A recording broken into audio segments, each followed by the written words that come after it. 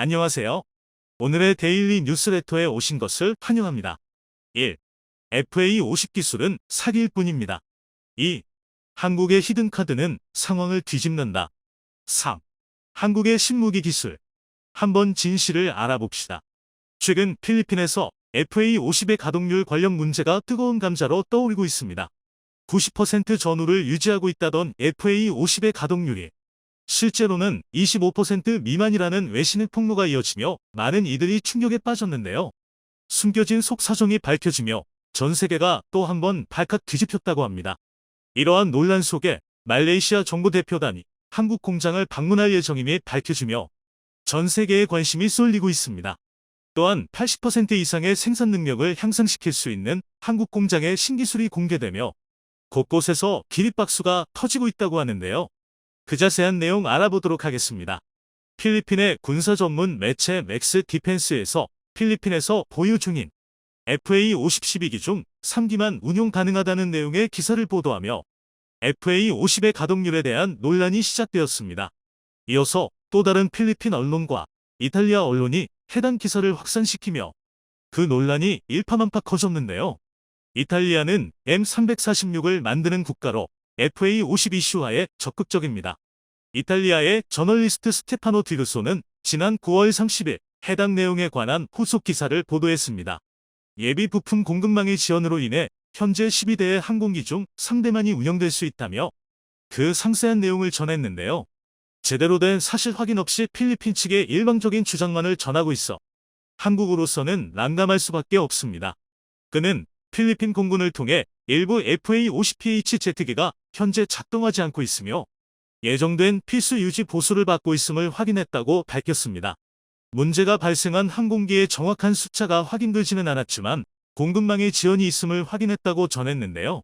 한국산 항공기의 모든 사용자에게 영향을 미치는 예비 부품 공급망의 지연으로 인해 12대의 항공기 중 3대만 운영될 수 있다는 보고서가 나온 후에 확인된 사실이라며 그 문제의 원인을 한국 탓으로 돌렸습니다.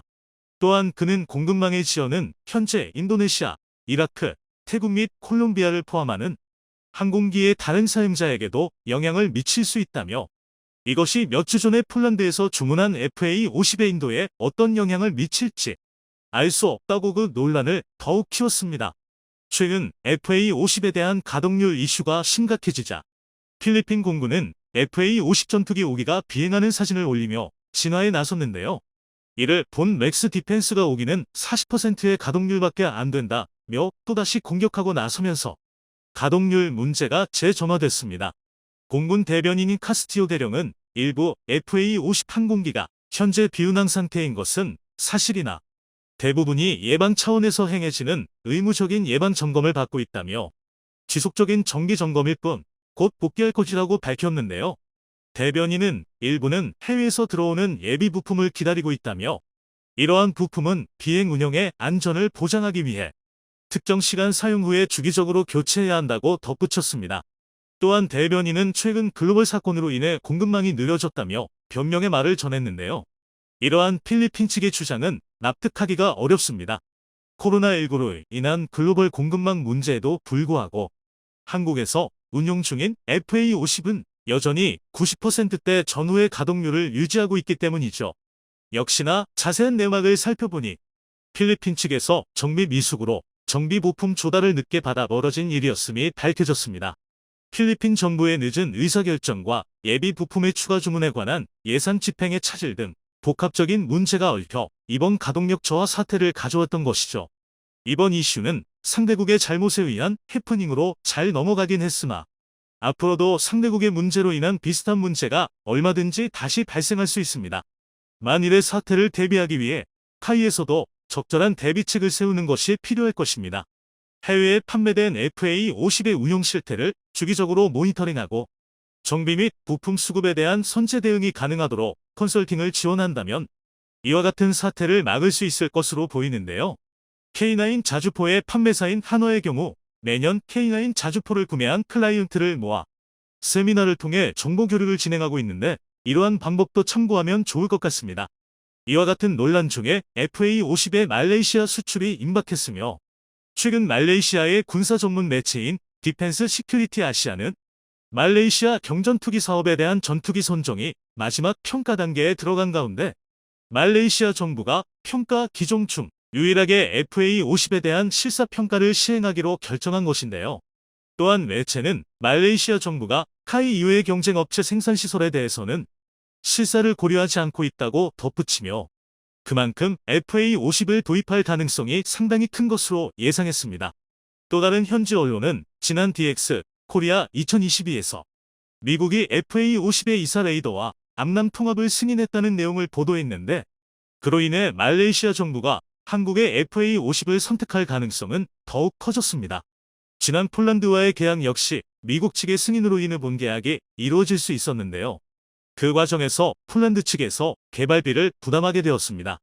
결국 말레이시아는 FA50 블록 20을 구매하기 위해 기다린 결과 별도의 개발비 지출 없이 가능한 예산 범위 내에서 최신형 FA50을 구매할 수 있는 행운을 얻게 되었습니다. 말레이시아 정부는 카이와 가격 협상에 합의한 뒤 한 업계 관계자에 따르면 말레이시아 정부 대표는 한국을 방문하여 FA50 경전투기에 대한 기체 검사 등 물리적인 평가를 수행한 뒤 카이의 생산시설을 방문할 예정이라고 합니다.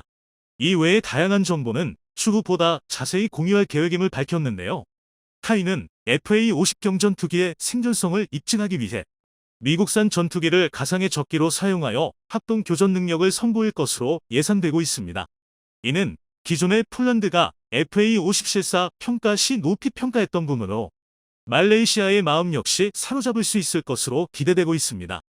현지에서는 한국이 말레이시아에 수출할 경전투기로 최신 개량형인 FA50 블록 20을 예상하고 있으며 최신 이사 레이더가 탑재될 것으로 보입니다. 말레이시아 공군은 이번 사업을 통해 1차, 2차에 걸쳐 18기씩 총 36기의 FA50을 구입할 전망인데요. 계약이 성사될 경우 FA50 블록 20은 폴란드 도입 예정인 48기를 포함하여 총 84기의 판매를 확보할 수 있게 됩니다. 그 가운데 제작 기간을 80%나 단축해 생산 능력을 향상시킬 수 있는 카이의 신기술이 공개되면서 곳곳에서 기립박수가 터지고 있다고 합니다. 전투기는 다른 무기들보다도 첨단 장비가 대거 탑재되는 복잡한 병기입니다. 제작 과정에서 발생하는 아주 작은 오류 하나로도 현장에서 장비의 오작동이 일어나거나 심지어 대형 인명사고로 이어지는 등 위험이 큰 만큼 상당한 관심과 집중이 필요한데요. 최근 한국이 제작 과정에서 인간보다 더 정교하고 정확하게 작업할 수 있는 로봇을 도입하면서 전 세계를 놀라게 했습니다. 로봇을 이용한 자동화를 통해 정교함과 많은 시간이 필요한 작업을 정확하고 빠르게 해낼 수 있게 되었는데요. 이러한 자동화 공정은 세계 항공기 시장에서 가장 높은 고지에 있는 미국의 록히드 마틴 역시 갖추지 못한 신기술이라고 합니다. 특히나 여기에 사용된 세계 최고 수준의 대형 로봇 드릴링 시스템과 자동화 장비가 모든 국내에서 개발된 것으로 밝혀져 더욱 이목을 끌었는데요. 하지만 기계가 담당하게 된 부분은 후반부 조립과 드릴링 작업 정도로 여전히 제작 과정의 90% 가까운 작업에는 사람의 손길이 필요하긴 합니다. 대신 로봇의 팔을 통한 드릴링으로 사람이 직접 작업할 경우 154초가 걸리는 작업을 25초로 대폭 단축했습니다. 또한 후반 최종 조립 과정 역시 자동화 시스템을 통해 0.001인치의 오차 범위로 조립할 수 있게 되었으며 작업 시간 역시 80% 가까이 단축할 수 있었습니다. 이러한 작업 시간 단축은 곧 생산성 증대로 이어져 쏟아지는 수출 물량을 감당하는 데 큰 기여를 할 수 있을 것으로 기대되고 있습니다. 자동화 생산 시스템은 현재 많은 수출 건이 진행 중인 FA50뿐만 아니라 KF21 제작에도 역시 적용될 예정인데요. 생산 시간을 감량함으로써 내수용과 수출용 기체의 생산량을 모두 감당할 수 있게 된 것입니다. 그동안 많은 네티즌들이 넘치는 주문 물량에 기쁨을 표하면서도 한편으론 우리가 부족하면 안 된다며 수출 기체를 위해 공군에 넘길 기체 수가 부족해질 것을 우려해왔습니다. 한 네티즌은 공군 수주 먼저 맞춘 뒤에 수출권으로 넘어가자는 반응을 보이기도 했는데요. 네티즌들은 이번 카이의 신기술 개발로 인해 큰 걱정을 덜게 되었다며 기뻐했습니다. 현재 카이는 콜롬비아, 이집트 등 세계 여러 국가에 FA50의 수출을 추진하고 있습니다. 지난 6월에는 미국 록히드 마틴과 협약을 맺고 글로벌 마케팅도 진행 중인데요. 2024에서 2025년 중 미국의 공군 및 해군 전술훈련기 사업에도 참여한다는 계획을 밝혔습니다. 또한 현재 여러 나라에서 구매 의사를 밝히고 있는데요. 강고영 카이 사장은 폴란드 현지 매체와의 인터뷰에서 폴란드와 FA-50 사업이 끝나면 KF-21 전투기 도입 프로그램을 협력할 수 있을 것이라고 말하며 폴란드에 전투기를 추가 판매할 가능성이 있다는 반가운 소식을 전했습니다. 이렇게 FA-50의 구매는 빠른 속도로 진행되며 KF-21 판매로 이어지는 등 그 규모가 점점 커지고 있습니다. 한국 방산의 입지가 그만큼 더 굳건해지고 있는데요. 최근 대한민국 방위산업에 또 한 번 역대급 대박 소식이 날아들었습니다. 다름 아닌 호주가 한국의 장보고 3 잠수함을 수입할 가능성이 대단히 높아진 건데요. 현재 호주는 날이 갈수록 중국과의 관계가 악화되고 있는 상황이지만 오히려 자국의 해상안보는 취약해지고 있습니다. 그도 그럴 게 2026년에 퇴역을 앞둔 잠수함이 6척이나 되기 때문입니다. 즉 해상안보에 상당한 공백이 우려되는 상황이란 것이죠. 이 때문에 호주에서는 한국이 제시한 장보고 3에 상당한 관심을 보이고 있습니다. 그럴 수밖에 없는 게 이번에 한국이 호주에 제시한 장보고 3의 두 가지 모델은 전 세계 재래식 잠수함 중에서도 최대 수준의 크기와 전투력을 갖춘 잠수함입니다. 그 모델은 바로 지난해 우리 군에 추역한 3,000톤급의 도산 안창호함과 리튬 이온 전지를 탑재 모델로 개발 중인 3,700톤급 배치 2기 때문이네요. 또한 두 잠수함 모두 SLBM을 탑재할 수 있기 때문에 호주의 안보 공백을 메꿀 수 있는 것은 물론이고 오히려 호주의 대중 전략에 새로운 패러다임을 제시할 정도의 수준입니다. 게다가 장보고 3 잠수함은 설계부터 건조까지 한국의 독자 기술력으로 이루어져 있어 이미 한국의 조선업 신뢰도는 최상입니다. 그리고 전 세계에서 이 정도 성능의 잠수함을 독자 개발할 수 있는 건 대한민국과 일본, 러시아 정도뿐입니다. 당면이 이미 레드백과 K9로 한국 무기의 신뢰성을 경험한 호주로서는 이런 절호의 기회를 놓치고 싶지 않을 것입니다. 한마디로 장보고 3의 호주 도입은 상당히 높은 확률로 사업이 진행되고 있다는 것인데요. 그런데 이처럼 한국 잠수함에 대한 소식이 들려올 때마다 국내 일각에서 한결같이 제기되는 불만이 있습니다. 바로 우리도 해 잠수함을 도입해야 한다는 의견입니다. 확실히 이는 틀린 말이 아닙니다. 한국의 장보고 3이 아무리 강력하더라도 재래식 잠수함으로는 넘을 수 없는 한계가 분명히 존재합니다. 오죽하면 우리 해군 잠수함 함장 출신 전문가는 원자력 추진 잠수함이 KTX라면 재래식 잠수함은 무공화호라고 할 수 있다고 비유할 정도인데요. 이 비유가 상당히 그럴듯한 게 기본적인 엔진 출력이 다르기 때문에 원자력 추진 잠수함과 재래식 잠수함은 속도에서부터 큰 차이가 있습니다. 물론 우리 도선 안창호함 정도의 잠수함이면 원자력 추진 잠수함에도 꿀리지 않는 최고 시속 37km를 낼 수 있습니다.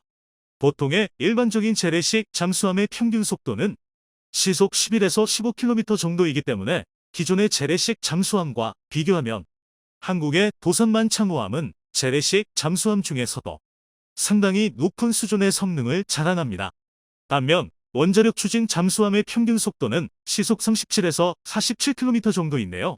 즉 아무리 한국의 재래식 잠수함 기술력이 뛰어나도 도선만 창호함이 전속으로 달려야지만 원자력 추진 잠수함의 발끝이나 따라가는 정도라는 것입니다.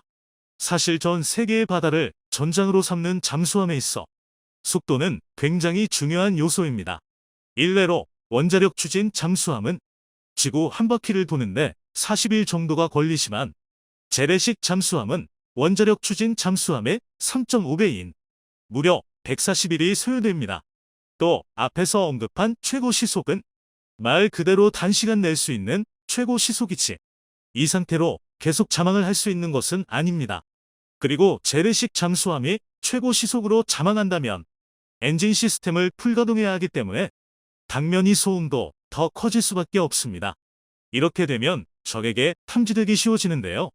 그래서 통상적으로 잠수함은 해상에서 교전이 벌어지거나 적의 함선을 추격할 때 빼고는 최고 속도로 운행하지 않습니다. 그런데 할 수 없는 것과 알 수 있음에도 하지 않는 것은 상당한 차이가 있습니다. 그리고 이런 성능적인 차이는 해상 전투에서 어마어마한 차이가 있을 수밖에 없습니다. 비록 운항 속도 면에서는 비슷하다고 하더라도 원자력 추진 잠수함은 동력원이 원자력인 만큼 연료 보급이 필요하지 않는 반면 재래식 잠수함은 지구력이 떨어져 중간중간에 반드시 작전 경로에 기항 기지를 따로 두어 연료를 재보급해야 합니다. 그렇기 때문에 운항 속도는 같더라도 실제 작전 수행 속도는 재래식 잠수함이 떨어질 수밖에 없습니다. 그리고 잠수함의 상징이라고 할 수 있는 자막 능력도 재래식 잠수함에 비해 원자력 추진 잠수함이 월등히 높습니다. 재래식 잠수함의 최대 자망 기록은 도산 안창호함이 세운 3주이지만 원자력 추진 잠수함은 이론적으로 무한히 자망할 수 있습니다. 또 무장 탑재량에서도 차이가 나는데요.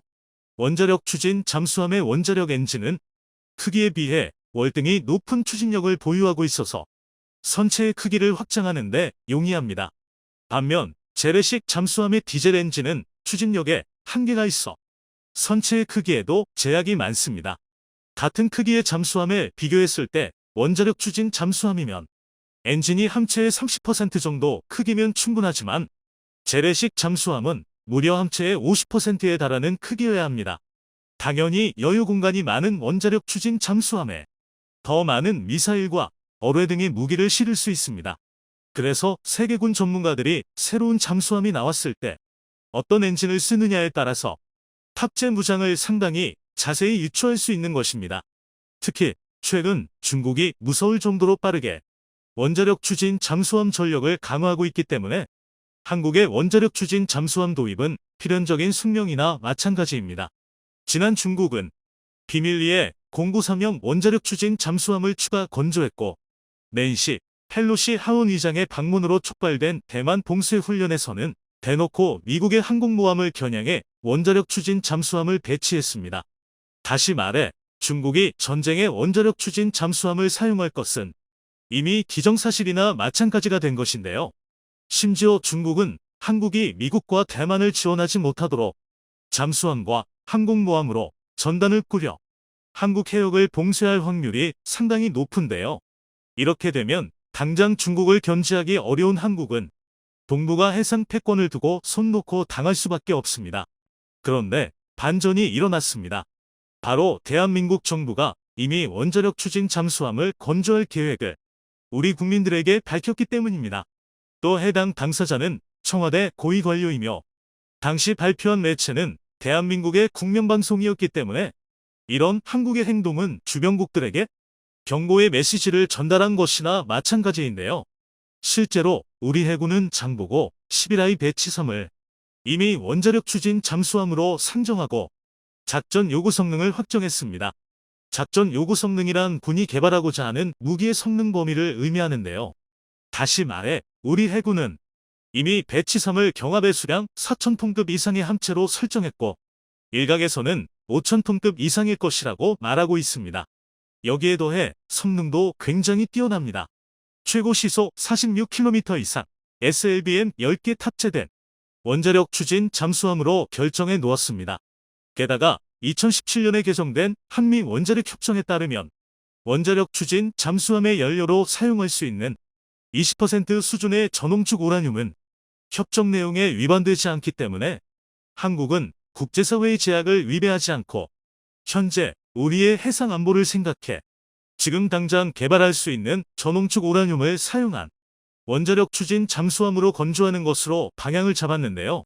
이 원자력 추진 잠수함 개발은 빠르면 2020년대 안으로 개발될 수 있기 때문에 빠르게 전력화가 가능한 잠수함부터 개발하고 차근차근 기술력을 쌓아가는 계단식 성장 계획으로 추진하고 있습니다. 하지만 아무리 장보고 3 배치 3위 원자력 추진 잠수함으로 분류되더라도 당장 한반도를 둘러싼 적성국들을 대응할 수는 없습니다. 현재 중국의 폐악질이 도를 넘고 있고 이에 따라 미국이 우방국들의 전력 강화를 바라고 있지만 동북아의 해상만큼은 사실상 대한민국의 독자 전력으로 지켜야 하는 것이 현실입니다. 실제로 호주가 잠수함 도입 사업을 발표하자마자 미국은 호주에게 원자력 추진 잠수함 도입을 제안한 것으로 알려져 있을 만큼 중국의 성장세는 무섭습니다. 이는 그만큼 호주가 중국을 견제하고 있다는 방증이기도 하지만 또 그만큼 호주의 안보가 위태롭다는 뜻입니다. 이런 상황만 잘 이용한다면 한국의 원자력 추진 잠수함 개발이 더 빨라질 수도 있는데요. 우리가 원자력 추진 잠수함을 자체 개발하겠다고 발표하면 미국 입장에서는 오히려 든든한 동맹이 더욱 강화되는 셈이기 때문에 한국의 원자력 추진 잠수함 개발을 응원할 수 있습니다. 하지만 문제는 지금 당장 우리 안보를 확립하는 게 먼저입니다. 이 때문에 현재 대한민국은 우리의 적성국을 대응할 원자력 추진 잠수함을 개발하는 동안 재래식 잠수함으로도 적성국의 원자력 추진 잠수함을 잡아낼 능력을 키우는데 박차를 가하고 있습니다. 그중 가장 대표적인 것이 바로 차기 중어뢰 이 일명 범상어입니다. 그동안 우리 해군의 잠수함은 작전 반경 21km, 최대 속도는 약 64kmh, 백상어 중어뢰를 사용하고 있었습니다. 하지만 백상어는 애초에 200톤급의 소형 잠수함인 돌고래에서 사용할 목적으로 탄생한 중어뢰입니다. 그렇다 보니 재래식 잠수함의 최종 진화형인 장보고함 같은 대형 잠수함에서 사용하기에는 부족한 점이 많았는데요. 반면 범상어는 작전 반경만 백상어의 2배 이상인 50km에 달하고 최고 속도는 무려 112kmh에 달합니다. 수중에서 이 정도로 빠른 속도를 낸다는 것은 정말 어마어마한 능력입니다. 미국이 사용하는 MK-48 중어뢰가 범상어의 고작 12에 불과한 55kmh인 걸 생각하면 범상어가 얼마나 빠른 중어뢰인지 미루어 짐작해 볼 수 있습니다. 쉽게 말해 수중에서 중부고속도로를 내달리는 자동차와 비슷한 속도로 움직일 수 있는 셈입니다. 또한 범상어는 앞서 말한 것과 같이 50km밖에 목표물도 공격할 수 있는데요. 이 압도적인 작전 반경과 어마어마한 속도가 결합되면 재래식 잠수함인 장보고급 잠수함으로도 적성국의 원자력 추진 잠수함을 손쉽게 잡아낼 수 있습니다. 이는 재래식 잠수함의 태생적인 한계를 압도적인 공격력으로 극복해버린 건데요. 그야말로 집념의 대한민국이라는 표현이 딱 어울리는 것 같습니다. 게다가 범상어는 유선유도 방식을 채택했습니다. 백상어와 같은 기존의 어뢰는 스스로 소리를 발사하고 반향음을 통해 목표물의 위치를 확인하는 음향 탐색 방식을 사용했는데요. 문제는 이런 방식은 거짓 음향 신호를 발생시키는 어뢰, 기만체에 취약하다는 것입니다. 반면 범상어는 범상어와 잠수함이 머리카락 한 가닥 굵기 정도로 얇은 광섬유로 연결되어 있는데요. 이 덕에 기만체에 속지 않을 정도로 정밀한 잠수함의 음향 탐지 시스템을 이용해 범상어를 직접 조종할 수 있습니다. 즉 진짜 상어처럼 한번 물면 놓치지 않는다는 것이죠. 또한 수중에서는 전파가 잘 통과되지 않기 때문에 무선이 대세가 된 현대에 와서도 어뢰만큼은 유선유도 방식이 더욱 높은 기술력으로 평가받습니다. 이처럼 한국은 어느 한 분야에만 치중하지 않고 모든 분야에서 최고의 기술력과 노하우를 쌓아가고 있습니다. 또 한국은 원자력 추진 잠수함이 배치되지 전까지 해상 전력을 빠르게 강화할 수 있는 중어뢰를 통해 억지력을 강화하고 있습니다. 현재 우리 해군은 한국에게 원자력 추진 잠수함이 없더라도 그 이상의 탁월한 기술력으로 대한민국의 바다를 지키고 있습니다. 뿐만 아니라 수차례의 임팩 훈련을 통해 대한민국의 잠수함 운용 능력은 세계 최정상 수준을 자랑하고 있습니다. 이 정도로 놀라운 기술력에 원자력 추진 잠수함이라는 강력한 기반까지 다져진다면 대한민국의 해군 전력은 세계 어디에 내놔도 절대 꿀리지 않는 강력한 해군이 될 것입니다.